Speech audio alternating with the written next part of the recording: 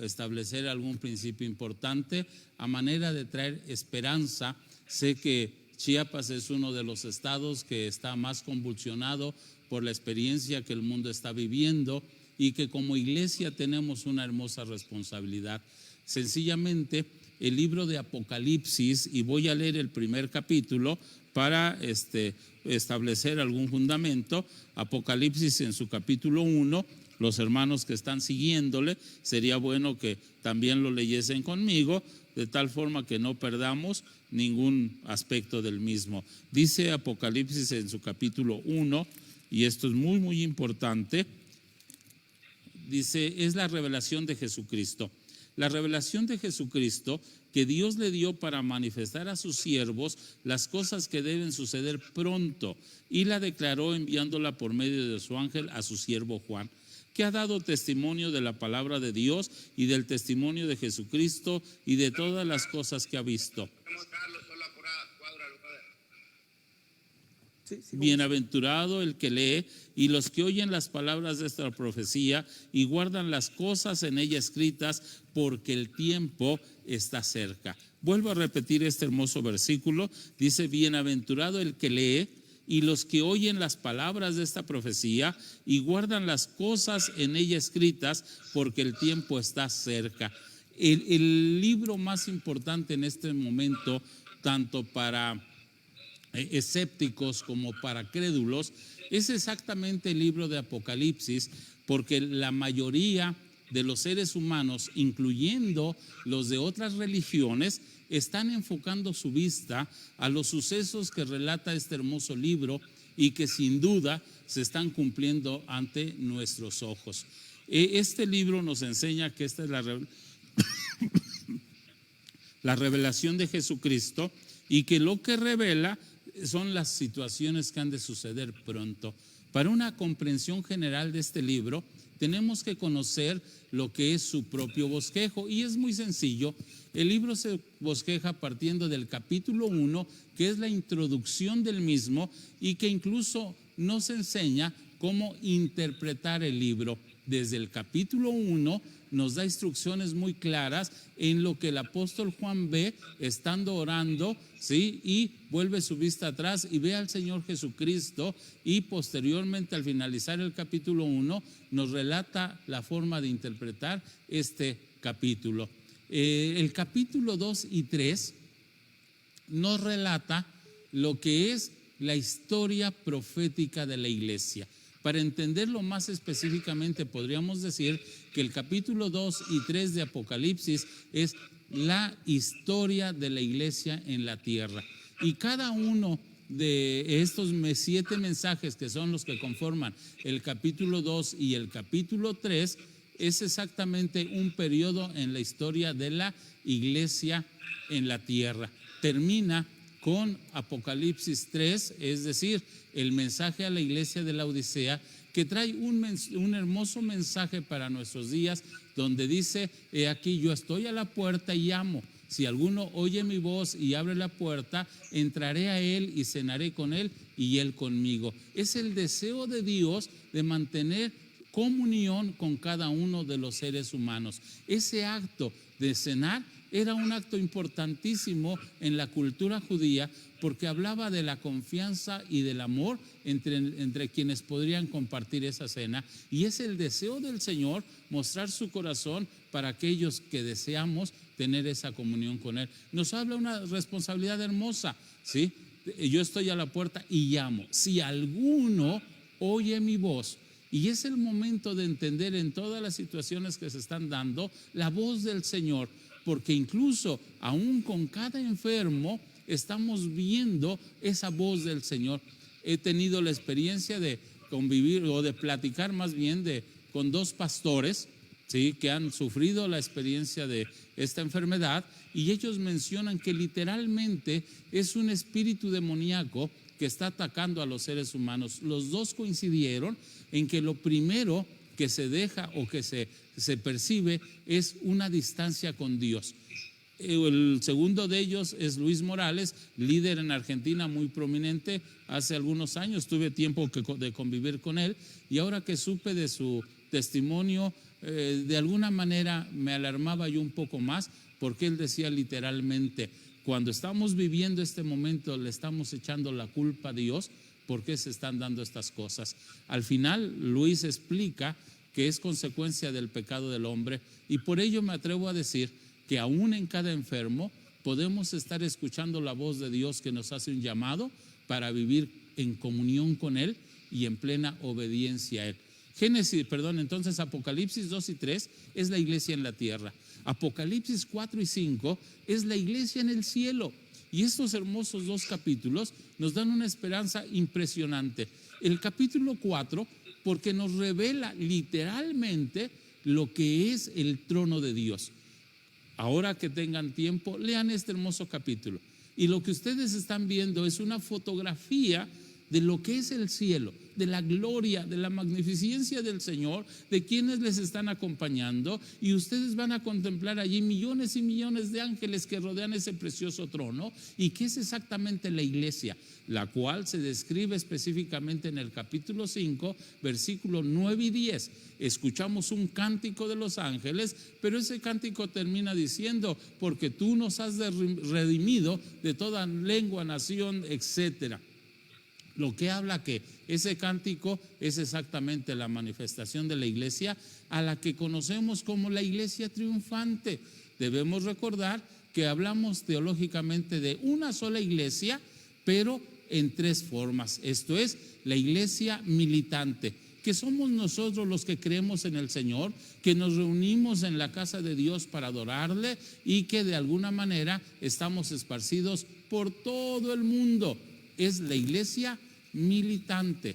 La otra es la iglesia local, que es el cuerpo de creyentes que se reúne bajo la tutela de un pastor con el propósito de edificar su fe. Pero la tercera es la iglesia triunfante, que son los hermanos que nos han antecedido, los hermanos que se han ido antes que nosotros y que están adorando al Señor todo el tiempo. Hay la idea de que al morir, ¿sí?, nos vamos y dormimos. No. La muerte no es un sueño. La muerte es la experiencia de estar vivos en la presencia del Señor, adorándole y esperando el momento en que el Señor, ¿sí?, dé la recompensa a cada uno según su obra, de acuerdo a la segunda carta a los Corintios 5:10 y a la primera carta a los Corintios capítulo 3. Entonces estos dos capítulos son de una hermosa esperanza, porque nos habla de la realidad del cielo, pero también nos habla de la realidad de la comunión con Él. Es cierto que hoy nuestro cuerpo se duele, se enferma, se cansa y aún se llega a morir, pero cuando estemos en la presencia del Señor, ni nos cansaremos, ni nos enfermaremos, ni lloraremos, porque el Señor mismo estará con nosotros. La iglesia tiene una hermosa esperanza, que son las moradas que el Señor Jesús fue a preparar para que nosotros vivamos. Nuestra casa es el cielo. En la tierra solamente somos peregrinos y pasajeros, porque Dios nos hizo para ser seres celestiales. El apóstol Pablo confirma esta verdad cuando dice: mas nuestra ciudadanía está en los cielos, de donde también esperamos al Salvador, a nuestro Señor Jesucristo. Los capítulos 6 hasta el 19 hablan de los eventos de la gran tribulación.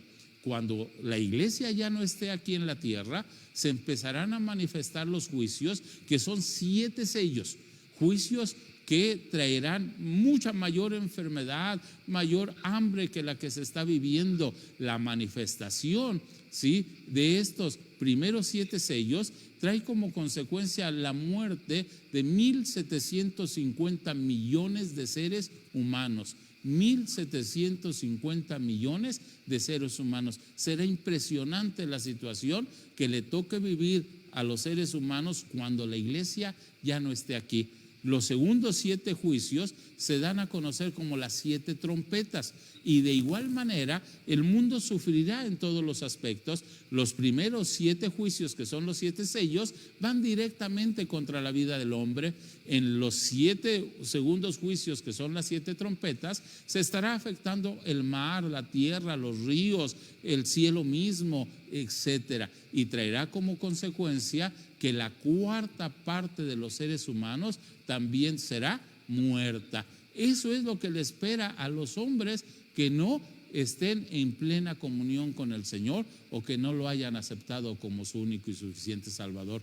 El capítulo 11, 12, 13, 14 de Apocalipsis nos relata las experiencias de lo que será un gobierno especial al que se le conoce como el gobierno del anticristo, que relata el capítulo 2 del libro de Daniel y que hoy se está dando a conocer de una manera general como el nuevo orden mundial. Así, literalmente, el nuevo orden mundial que estará literalmente patrocinado por un hombre al que se le conoce como el anticristo y que hoy se está preparando. Tiene muchas características, pero una especial que relata el capítulo 13 es que será un hombre que gobierne la economía mundial.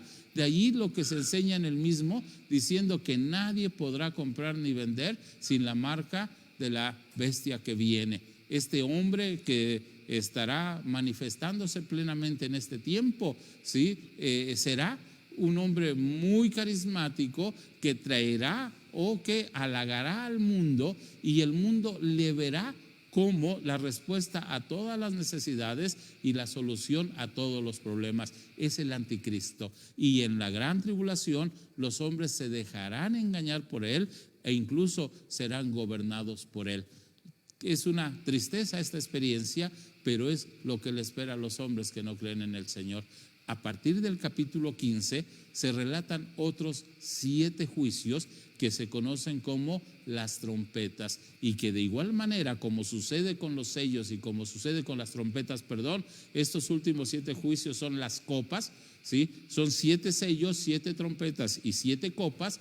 Tanto la tierra como el hombre sufrirán la ira de Dios sobre la tierra.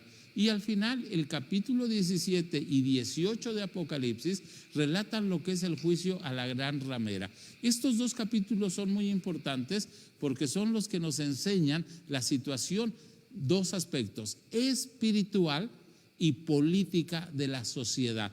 Estamos ante la antesala de un evento anunciado con bombo y platillo para este mes, para el mes de mayo, ¿sí? Para el 14 de mayo del 2020, donde se establecerán las bases o los principios para ese momento en que, ¿sí?, el falso profeta le estará preparando el camino al anticristo.